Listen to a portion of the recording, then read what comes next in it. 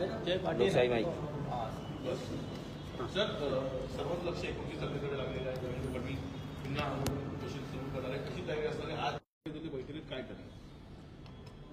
मनोजदादा जरांगे पाटील साधारणतः 28 ते 29 तारखेला सकाळी किंवा 28 तारखेला रात्रीच मुंबईमध्ये येतील असं आत्ताचा अंदाज आहे. आणि ज्याप्रमाणे महाराष्ट्रात नाही तर देशभरातनं लोकांनी त्यांना प्रतिसाद दिलेला आहे आणि मराठा समाजाच्या आरक्षणाच्या लढाईतला एक मोठा भाग असा आहे की आता पुन्हा एकदा मराठा समाज मुंबईच्या दिशेने निघालेला आहे. आणि त्या संदर्भामध्ये ज्यावेळी चर्चा आमच्याशी त्यांची झाली की तयारी म्हणजे तुमच्याकडनं काय अपेक्षा असेल, बरेचशा आमच्या लोकांचं म्हणणं असं होतं की गणपतीचं वेळ आहे, गणपती आहेत, लोक गावाला गेलेले असतील.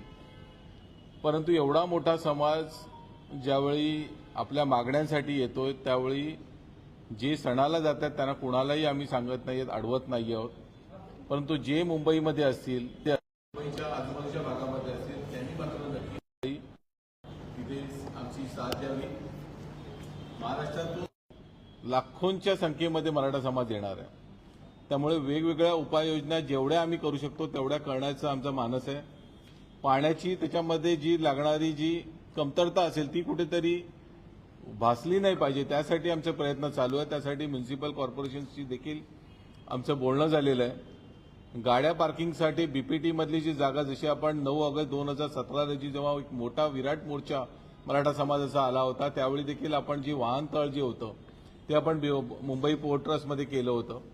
तिथेच आपण अर्ज पुन्हा केलेला आहे की आता देखील आमची जी वाहनं जी येतील ते तिकडे पार्क असतील, म्हणजे लोकांना सहजतेने आझाद मैदानकडे जाता येईल.